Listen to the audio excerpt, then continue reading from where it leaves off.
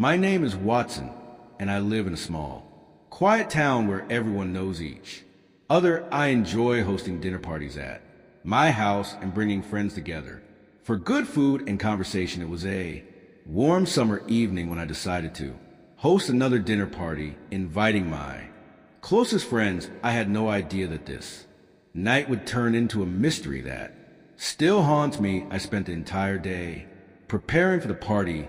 The table was set with my best dishes, and the house smelled of roasted chicken and freshly baked bread. The sun was setting, casting a warm glow through the windows as my friends started to arrive. Sarah, Mark, Lisa, and John were all there, along with a new friend, Tom, who had recently moved to town. Tom was a bit of a mystery. He was quiet and reserved, but I thought it would be nice to include him in our group. He seemed happy to be invited, and I hoped he would enjoy the evening with us. We all gathered around the table, laughing and sharing stories as we ate. The dinner went smoothly, with everyone enjoying the food and each other's company. After dessert, we moved to the living room to continue our conversations. Tom was unusually quiet, but I didn't think much of it. The time, maybe he was just shy, or perhaps he didn't feel comfortable yet. As the evening progressed, Tom's mood seemed to shift. He became tense and irritable, barely speaking and avoiding eye contact. I noticed, but didn't want to make him feel uncomfortable by asking in front of everyone. Eventually, he stood up, abruptly muttering something about needing to leave before I could say anything. He was out the door, slamming it behind him. We all sat in stunned silence, unsure what had just happened. After a few moments, we tried to brush it off and continued the evening. Though the mood had shifted, the night eventually came to an end, and my friend said their goodbyes, still puzzled by Tom's sudden departure. The next day, I couldn't shake the feeling that something was wrong. I decided to check on Tom, hoping to find out what had upset him. I went to his house, but there was no answer. When I knocked, his car was in the driveway, but it seemed as if no one was home. I left, thinking he might just need some space. A few days passed, and I still hadn't heard from Tom. I reached out to my friends, but no one had seen or heard from him. Either concerned, I decided to call the police and report him missing. They took my statement and assured me they would look into it. Weeks turned into months, and there was still no sign of Tom. The police had searched his house, talked to neighbors, and followed every lead, but it was as if he had vanished into thin air. My friends and I were left with more questions and answers. One evening, I found myself going through the events of that night over and over in my mind. What had caused Tom to leave so suddenly? I couldn't help but feel responsible, wondering if I had missed some sign or if there was something I could have done to prevent it. Determined to find some answers, I started looking into Tom's past. I learned that he had moved to our town after a difficult breakup and was looking for a fresh start. He didn't have many friends, and his family lived far away. The more I learned, the more I realized how little I knew about him. One night, while I was alone in my house, I heard a noise outside. It was a faint rustling, like someone was moving through the bushes. My heart raced as I peered out the window, but I couldn't see anything in the darkness. The noise stopped, and I tried to convince myself it was just an animal. The following nights, the noises continued: footsteps, whispers, and the feeling of being watched. I couldn't shake the feeling that someone or something was out there. My sleep was disturbed, and I felt on edge all the time. One evening, I found an old journal in Tom's house that the police had overlooked. It was filled with his thoughts and feelings, revealing a troubled mind. He wrote about feeling out of place, not just in our town, but in life. The entries grew darker, filled with paranoia and fear. The last entry was dated the night of the dinner party. It read, "I can't escape it. It's always watching, always waiting. I need to leave before it's too late." Reading those words sent a chill down my spine. What had Tom been so afraid of? I shared the journal with the police, but it didn't provide any concrete answers. They continued their investigation, but the trail had gone. Cold as time passed, a memory of that. Night faded for everyone except me. I couldn't let it go, haunted by the unknown. I often found myself staring out into the darkness, listening for those faint noises, wondering if Tom was out there somewhere lost and scared. My friends tried to comfort me, but the mystery remained unsolved. Tom was gone, and we might never know what happened to him. The dinner party that had ended happily for the rest of us had left a shadow over my life, a reminder that sometimes the most ordinary moments can turn into the most inexplicable mysteries. In the quiet moments when I'm alone with my thoughts, I still think of Tom and that fateful night. The unanswered questions linger, a ghost that refuses to be laid to rest, and so I continue to search for answers, hoping that one day the mystery will be solved and Tom's story will finally have an ending. A few years ago, my son Alex was brought home late one night by his friend James. Alex was 20 at the time and had been out with friends. I was already in bed when I heard the front door open. I quickly got up to check what was happening. I saw James struggling to hold Alex up. As I reached the living room, Alex was very drunk, barely able to stand on his own. His clothes were disheveled and his eyes were half closed. James was a tall, muscular young man who seemed to handle Alex's weight easily. Sorry about this, James said, his voice steady. Alex had a bit too much to drink. I nodded, my concern for my son overshadowing any frustration I might have felt. Let's get him to his room, I said, moving to help. Together we managed to get Alex up the stairs and into his bed. He mumbled incoherently, his head laying to the side. I pulled off his shoes and tucked him in, hoping he would sleep it off and feel better in the morning. James watched for a moment before turning to leave. Thanks for bringing him home, I said, feeling more relieved now that Alex was safe. No problem, James replied with a small smile.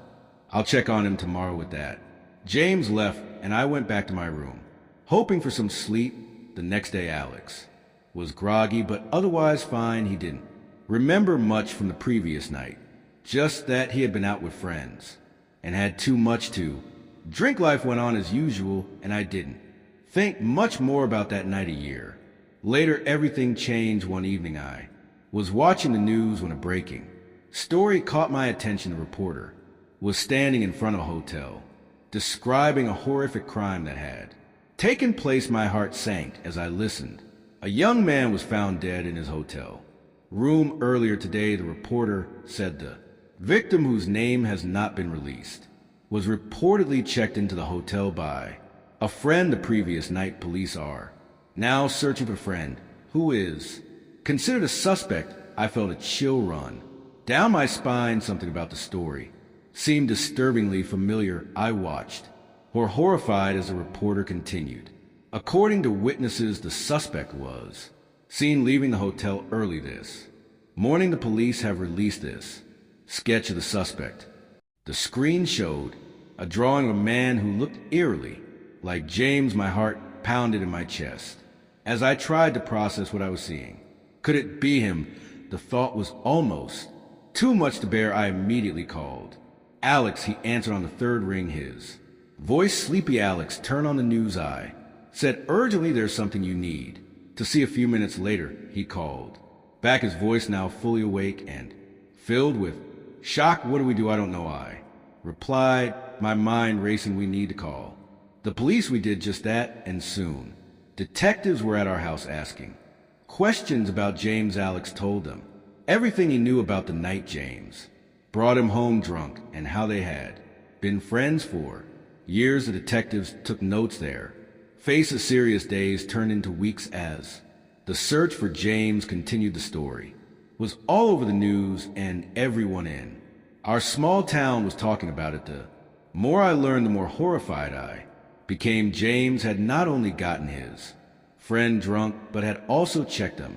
into the hotel only to kill them and escape. The brutality of the crime was unimaginable. Alex was deeply affected by the news. He couldn't believe that his friend, someone he had trusted, could do something so terrible. He became withdrawn, spending most of his time in his room. I tried to comfort him, but there were no words that could make the situation better. One night a few weeks after the news broke, Alex and I were sitting in the living room. The house was quiet. The only sound was the ticking of the clock on the wall. Alex was staring at the floor, lost in thought. "Mom," he said, finally breaking the silence, "do you think I could have been next?" The question hung in the air, heavy and terrifying. I didn't know what to say.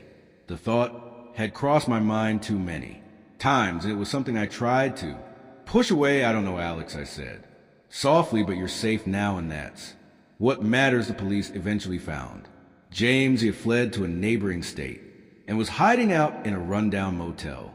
His capture brought some relief, but the scars he left behind were deep. The trial was long and painful, with details of the crime coming to light that were almost too much to bear. In the end, James was convicted and sentenced to life in prison, but for Alex and me, life would never be the same. The fear and betrayal we felt lingered, casting a shadow over our days. Alex struggled to move on, haunted by the knowledge that someone he had considered a friend was capable of such evil. Years have passed since then, but the memories remain. Alex has tried to rebuild his life, but there are moments when I see the pain in his eyes, a reminder of the nightmare we lived through. The experience taught us both a hard lesson about trust and the darkness that can hide within people we think we know. We still talk about that night.